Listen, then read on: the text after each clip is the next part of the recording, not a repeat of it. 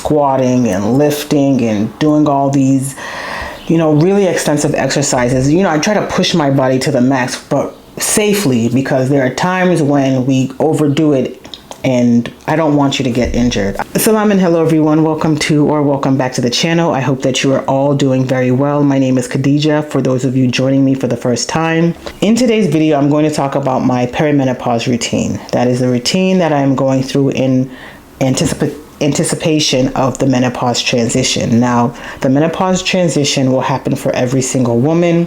You will go through this transition, and 85% of women will have I don't want to say a difficult time, but they will experience some of the, discomforts of the menopause transition. And when I say discomforts, I'm talking about hot flashes, night sweats, those common vasomotor symptoms that are experienced. But then in addition to that, there's also maybe brain fog, genital urinary symptoms of menopause, vulvovaginal atrophy, and some other things that are experienced by some women in the menopause transition. And then 15% of women don't experience any type of discomforts with the menopause transition. All that being said is many women are actually caught off guard with these symptoms. They don't know where they're coming from. They don't know why they're happening. Most of the time it is attributed to the menopause transition. And I want to talk to you today about a few things that I'm doing in preparation, as I mentioned before, and some things that maybe you have already done in preparation or are doing in preparation. And so we can exchange notes and share that information with everybody watching. So again, menopause is a transition. It's not just one moment in time. It's a gradual process. It typically begins in your 40s, but nowadays women are experiencing menopause transition in their mid-30s, so 35, for example. And again, it's called perimenopause. Our hormones, especially estrogen and progesterone, are starting to shift and decline as we are getting older. Our ovaries are no longer producing the eggs, or releasing the eggs, I should say, because we are born with all of the eggs we will ever need or use. But since our ovaries are no longer in use of those eggs, those are starting to decline, and that's where our ovary production of estrogen is starting to decline. Estrogen is produced other places in the body, and there are estrogen receptors all over the body, but the ovary is the main place that we have our estrogen production. So this transition can last several years, as some of you might know, and it comes with a wide range of symptoms. So I mentioned those earlier, the most common ones, but I didn't mention the irregular periods. Some of you might know that you'll be seeing irregular periods all the way up until your maybe mid-50s, late 50s years of age, that is, and trouble sleeping, insomnia, the hot flashes, the brain fog. I already talked about that. The changes in libido and weight gain it's one of the big ones that is often talked about, but women don't know that it's attributed to the menopause transition. They might think that just they're eating poorly or they're not exercising enough, and those two can play into it, but that's not all there is to it. It's a very complex system that we're still trying to work our way through. So when you hit menopause, when you're officially in menopause, it means that you've gone 12 months without a menstrual cycle, so you have not seen a period. Understand that our bodies are different, and what I'm sharing with you are just some of the things that I've been trying to implementing as I am getting a little bit older and realizing some things are changing with my body. So let's talk about these routines that I want to share with you today. So the first is taking daily creatine. I started taking creatine probably about a year and a half ago, when I started to go into the gym more regularly, lifting weights more regularly. I've never been a fan of cardio. Cardio has not been my thing, but I understood about 2 years ago that I needed to start lifting more weights. From what research was showing, from what I was reading in the literature and books on menopause, there are several books that I've been reading on menopause, which I can share for you below, that talk a lot about muscle building. So creatine isn't just for bodybuilding, it's for women over 40, especially, who can benefit too, because as we age, we naturally lose muscle and muscle strength, and creatine helps support muscle energy, brain function, and even mood. It might even help with brain fog or reducing fatigue and supporting bone health. So a simple daily dose of creatine is between a simple creatine dose is between 3 and 5 grams per day. I was taking less than 3 to start off with because, I had been hearing that creatine would cause a lot of bloating because it retains water in your muscle cells. It's made with water, but I started out with creatine hydrochloride because research has shown that had less water retention, but now I'm switching over to creatine monohydrate. That's the creatine that most everybody takes, and I'm going to be taking 5 grams every day when I remember, because sometimes I forget to remember to take it. And so creatine, it's a naturally occurring compound that's actually made from 3 amino acids, arginine, glycine, and methionine, but our bodies actually produce, creatine in the liver, kidneys, and pancreas, and it's stored in our muscles, about 95%, and it helps us produce quick energy during high demand activities like your weight bearing exercises, and even if you do HIIT. So if you don't eat much red meat, you probably won't get that much creatine, and that's why you might need to supplement. I don't eat red meat, and that's why I supplement with creatine. Diet alone may not help many of us, but know that creatine is important. You may have heard it, over different social media platforms, and look into it. I would suggest you start creatine, start out at a low amount, maybe 3 grams per day. Start out with the hydrochloride if you are afraid of bloating or you have had issues with bloating. I have issues with bloating, which I'm still working on, so I think that if you start at a lower dose and then gradually increase your dose, that might be beneficial for you. Again, if you are concerned, go into your local pharmacy or talk to your physician or your nutritionist about creatine, and if this is something that would work overall for you in your current diet plan.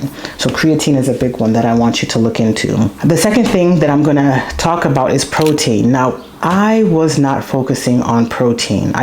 Sometimes we eat fish, chicken, meat, soy, tempeh, seitan, and we're thinking, oh, we're getting in enough protein. But I guarantee you, if you are not tracking your daily intake of protein, you are probably missing the mark. So ideally, you want to eat 1 gram of protein per 1 pound of ideal body weight. So if you are maybe looking to gain weight or lose weight and your target is 150 pounds, then you want to eat 150 grams of protein per day.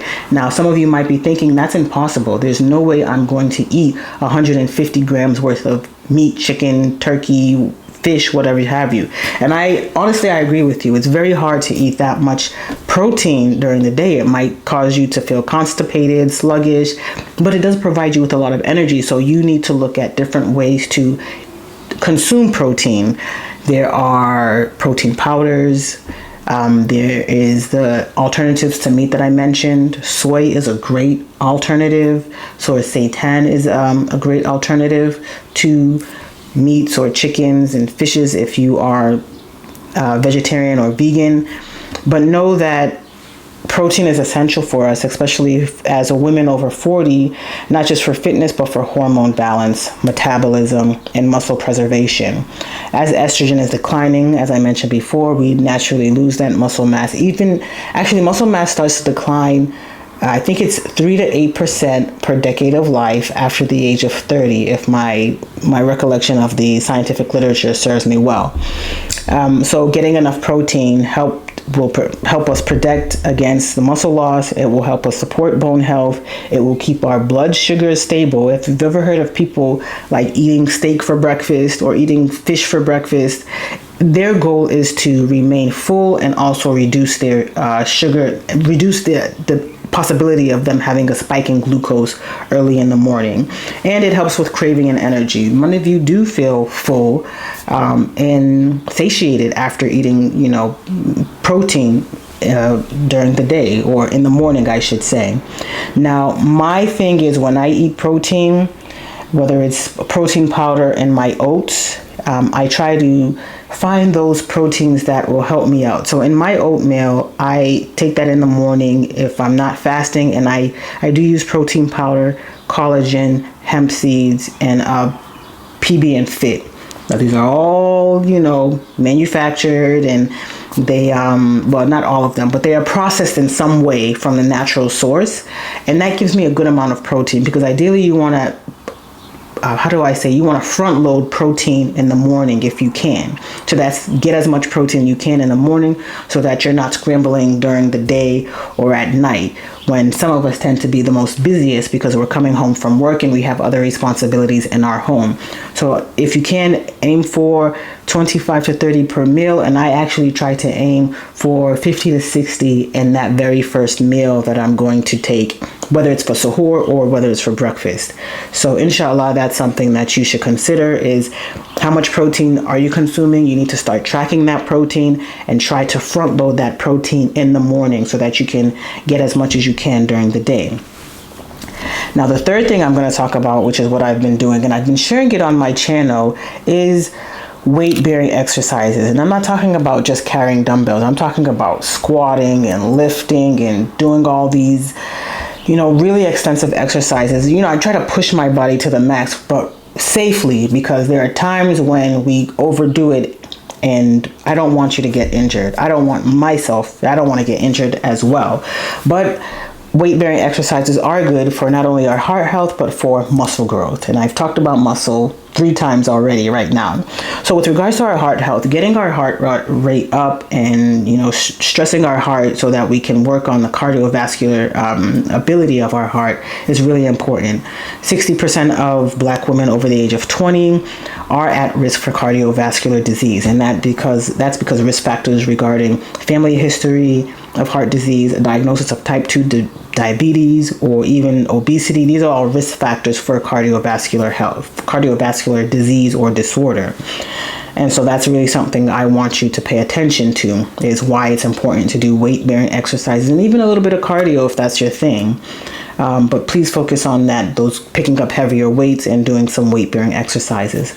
The second thing is weighted exercises are good for muscle growth. We need that muscle. And as you can tell by now, the theme across my channel is a lot about muscle growth because it declines as we age. So please look into that, and also think about exercise as a way to help your mood. I know with a lot of people, exercise is great for their anxiety and depression. It's a peace. It's a form of peace for them.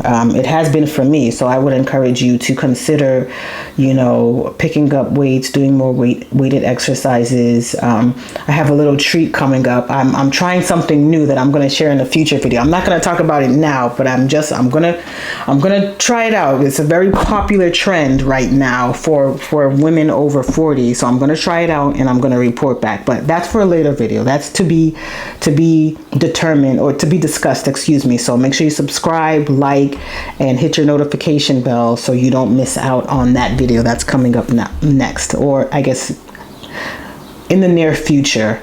All right. Okay. Now, the fourth thing I want to talk about is brain boosting health.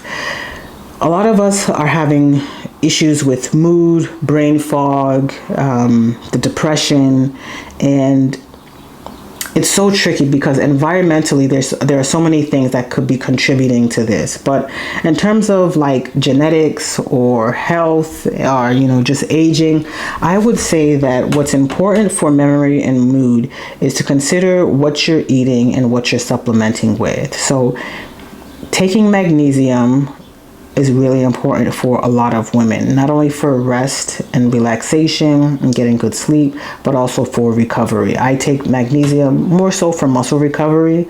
I know some women might try melatonin for sleep, but I don't want to talk about sleep too much. I have that in another video, which you can watch here.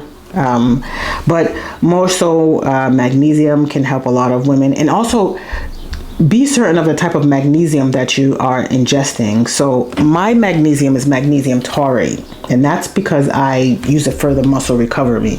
A lot of other women, I think, take the magnesium glycinate, or I don't know which one. I'm trying to look at my my little magnesium. I take magnesium taurate. This is just a Vitamin Shop generic brand.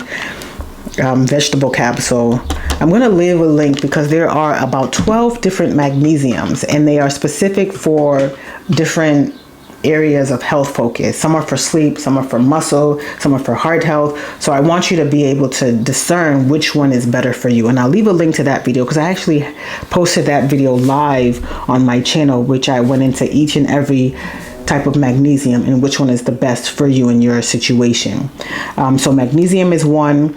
Also vitamin B and D. I take vitamin B12 and I take vitamin D. We do need vitamin D for immunity and bone health. So please, more than likely your vitamin D is low because it's a phenomena that is happening around the world. Not around the world, I should say, I take that back. But in women over 40 in certain areas of the world, we have vitamin D. We are vitamin D deficient. So that's something I want you to look into if you have not. And also daily antioxidants. Now you can get your antioxidants from different supplements, but you can also get them from food like blueberries. So that's something I'm trying to consume every day. Blueberries, put them in my oats that I'm trying to consume in the morning with as much protein as possible. And so, and again, you can add more supplements or nutrition or alternate what you eat and consume. The idea is to be consistent for long-term effects and to find what works for you and for your body. So these are just some ideas that I'm sharing with you, some of the things that I've been doing for a while now, and I have been trying to be very consistent with it because the results are in the consistency, right? The results are in you being consistent and disciplined in these things that are going to make you healthy, and try your best to get through that menopause transition as smoothly as possible. The fifth thing that I want to talk about is soy. Now, soy I've mentioned so many times on my channel because it's a isoflavin, phytoestrogen compound. It mimics soy in the body for some women, not all women, but that's something that I've been trying to do too, is to eat more soy protein and try to remain healthy in that respect. Now, I'm not on MHT or HRT. I have not been to my physician. I guess I have not. I've seen my primary care physician, but not my OBGYN, so I haven't discussed that with her just yet. But that is something that I know a lot of women have been looking at and taking if they are candidates for that to help them through the transition. Most likely you will not be given a prescription for menopausal hormone replacement therapy or menopausal hormones if you have not experienced the vasomotor symptoms, because that is what the indication is solely for. It's for the vasomotor symptoms, and it's also indicated for osteoporosis, the prevention of osteoporosis, but most of the times you might be given another form of medication for bone protection. It all depends on your provider and how they practice, I should say. So right now, I know that wraps up my list. And I know that some of you have a solid routine that combine all of the things that I spoke about or mentioned. And for some of you, you are maybe looking for a routine to start because you want to be proactive. You want to remain healthy and reach that stage as healthy as possible. And that's why I encourage you to don't worry about do your best to figure out what is going to be important for you as you reach that stage of life. Like, what have you noticed have been some of your kind of habits you need to break away from and get into good habits, and how you're going to get into those good habits and how they're going to be beneficial for you as you move on with time. And so I request that you take a step back, look at those habits, figure out what's going to work for you. If you're struggling with your weight, if you are pre-diabetic, if your gut health, if you need to check your gut health, it's going to be really important for you to focus on all of those things right now, but take your time. Do it one at a time. If it's the gut check, eliminate foods that are causing you gut disruption. If you don't know what's causing your gut to be disrupted, go and see a provider and try to figure it out, or I would say try with the elimination diet first. Eliminate things that can cause gut issues. For some, it's going to be fried food, dairy food, food that is, packed with simple carbs, for example. Those are things you're going to want to look into. And then if you are pre-diabetic, reaching those stages, again, eliminate those simple carbs and try to find ways to move a little bit more, exercise, and pay attention to your diet. Take into consideration what you can modify now, and it's usually going to start with food and exercise, as I just mentioned. So I'll put links to several of the videos in which I discussed these very topics, and hopefully they will be a good starting point for you. Additionally, if you have any questions on specific topics that you want me to get into or you would like me to cover, leave them in the comments below. I find that when the ladies watch my videos and they leave comments about a specific topic, I like to dig in and do some research and pull out the horns and the toots and start putting presentations together, because I enjoyed that. I actually enjoyed that, and I like doing that. So again, I do thank you for watching, and I shall see you in the next video. Take care. Bye.